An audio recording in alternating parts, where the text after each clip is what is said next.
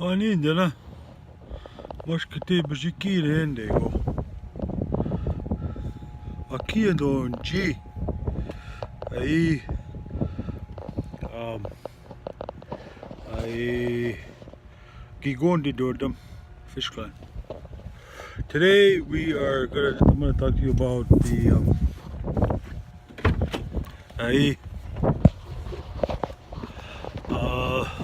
Wayway and Dasiwan. Wayway and Dasiwan is your spirit name. And mine is Mushkate Bajiki, as you know, sage eater. And I will speak to you about how I got that name. When I was a young little guy, I honestly don't know how old I was. We were young, like little tiger heads. Me and my brother's like 11 months older than me. We were close. We've always been close since as long as I can remember, since we were little kids. Yeah. And I want to talk to you about the Wayway and Dasiwan. We got those names from an old man, and I'm trying to remember his name. I don't know why I can't remember his name. I can't remember his name. It's weird. I knew his name, and then all of a sudden it's just blank. Maybe I'm getting old-timers disease. I don't know. But he was a Chiao. They called Chiao is like a spiritual elder. A Kiwazi is like just an old man. Kiwazi is like I wouldn't say that to an old man. It's like a good for nothing old man. If you really want to get him mad, don't do it. Don't do it. Don't. Anyway, back to Wayway and Dasiwan. Wayway and Dasiwan is your spirit name. And I have to talk about this because it's part of my iconic story of life when I was a little boy. My brother got sick. He got really sick.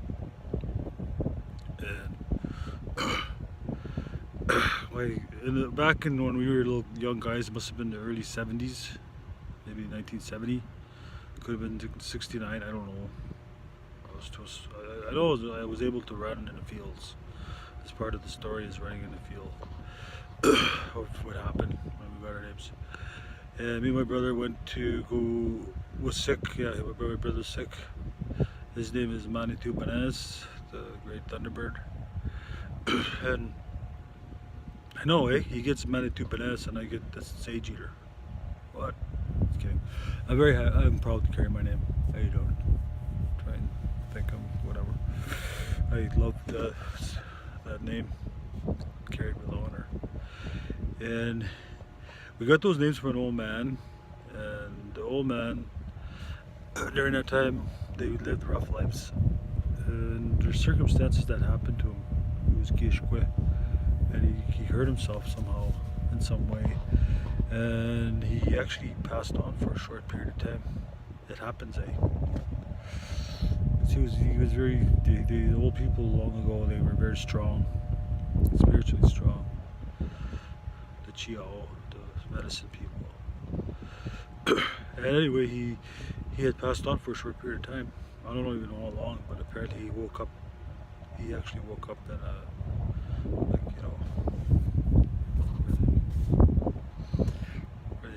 where dead people are there. Not on the ground, obviously, but in the morgue, I think. Pretty sure. Because it was like, okay, he's dead. It's just another dead Indian. No, just kidding. No, I just shouldn't say that. Back then, maybe that's what they thought. I don't know.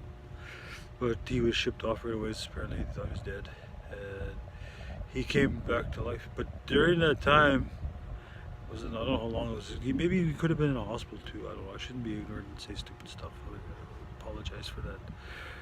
But that's just the reality of a lot of thinking, though, in Nongum today. Anyway, he woke up and he remembered what happened to him while he was passed on. While he was passed on, he went on to Vipun. He passed like death. He didn't go all the way. He went to a place where there was people suffering. This is how it goes, and I was told. And I've always remembered it. The people there, their fingers looked like pencils, or they were sharp, because they're digging the ground for food and stuff. They're starving. Very harsh place to be. It's sort of sad. And he noticed that some of them had sacred items, Bibles. Pretty sure they had, like, I don't know, they carried stuff. I think some of you may have had pipes. You know? So that's why I walk with my pipe in a good way, like not to get too carried away and use it for things that are not so good. I'm very careful on how I conduct myself. I mean, of course, I did some things that I'm not proud of in my life, but things have happened to me to formulate my life, how I came to be who I am today. There's a lot of good things and there's a lot of negative things. Or part of it is the Otsoconic and the Wayway and Indosimog, my story of life, and how I got my spirit name. Wayway and Indosimog. I'll talk to you more. I'll break that word down for you. I can't do it right now. There's not enough time. Anyway, the old man, thought he'd seen a light coming when he was with these people that were suffering. There was thousands and thousands of them, and they came there. I mean, the light was coming closer. At least he thought it was light, but it was a woman dressed in buckskin and just emanating with light. And he started smudging her. She had smudge, and she started smudging. She started smudging him. Sorry, and he felt he was a medicine person, so he felt very compassionate about the people around him that were suffering. And she said, "Can I smudge them? Can we smudge them?" He said, "No. Go in." That means no. And he asked why. And then she says, "Well, when they were on the other side, they abused their gifts in such a way that they have to stay here." I'm not 100% sure that this is the story goes, but I'm pretty sure that their family members have to come and get them to where they are. Or maybe they'd stay there, I don't know. But I know that that's what he told me. And then she took him further. She took him from there for a long, they walked for a ways, and they came up to a river with a big log going across. On the other side, he could see his indosimog and all of his relations since the beginning of time. And he was just really happy. But she stopped him and said, "Okay, what's going on here? Your work is not done on the other side. You need to finish your work on the other side where you come from." And he was like, oh, he felt really hurt because he didn't want to come back. So that when he had to come back. He came back. He told people about what happened to him, and he was with the spirit for a short period of time.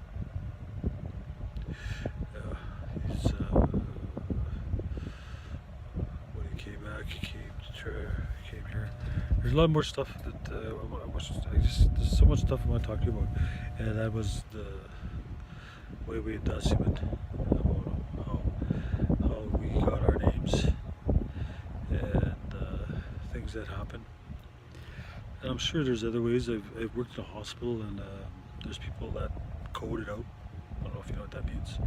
It means they lost their vitals and stuff. There's like a 25. They still have vitals, but they're barely in there. And there's 99 where they just have nothing. But some of these guys they survived. I was actually pretty astonished, I guess you could say. And this I'm just adding on to what this guy said. It doesn't happen all the time, but it does happen. I would like to say the name of the people that have told me what happened when they passed on, and we're working on them in the hospital. I worked there for like 20 years maybe. Well, 15 for sure, and then I worked in psych health for a long time. A few years anyway, maybe not that long. Mostly in the general hospital in Winnipeg. Can't disclose too much information because they got this non-disclosure stuff. Plus I still work there. I'm still considered an employee there.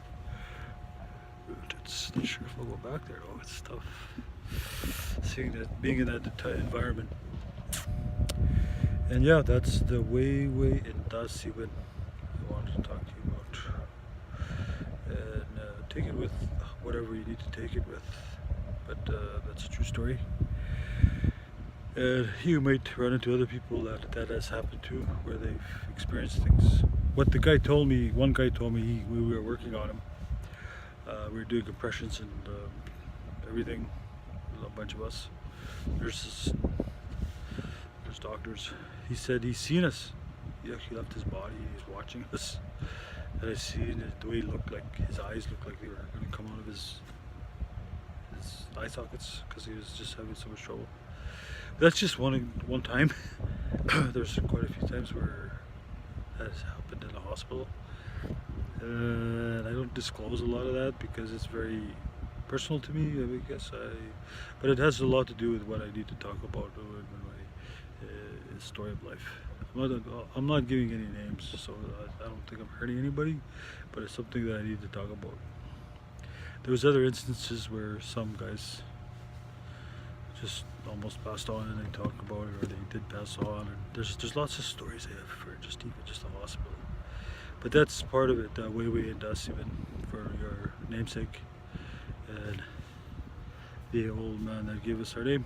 And I'll do my best. I'll contact the spirits.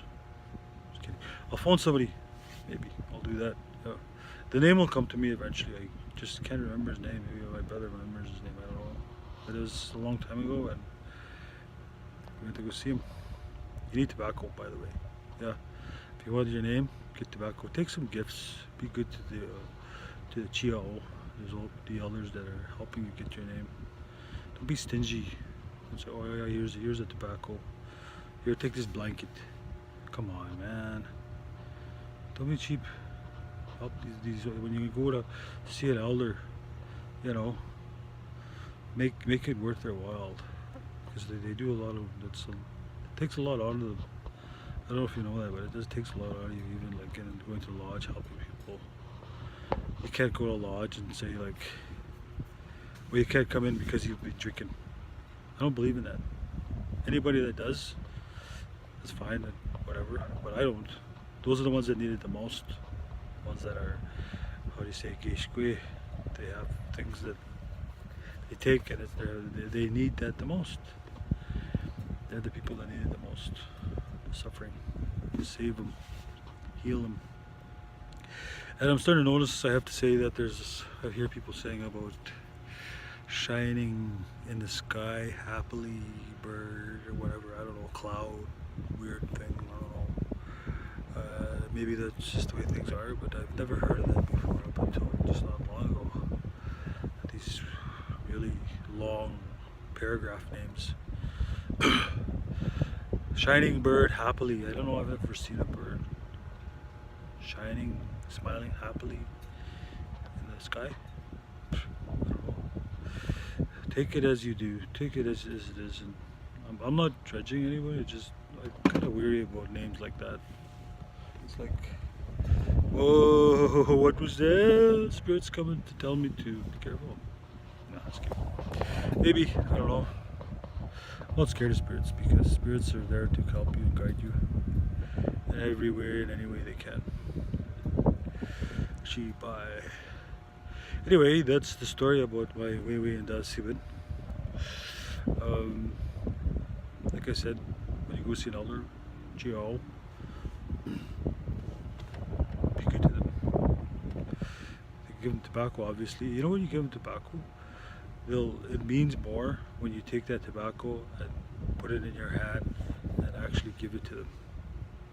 They'll say, oh, this person must know something, knows the protocols, because your auras and all your, when you put it in a fire and everything, your auras and all your feelings are in there, your energies. Being da kuchigeyan, like when you give a sacred offering, tobacco.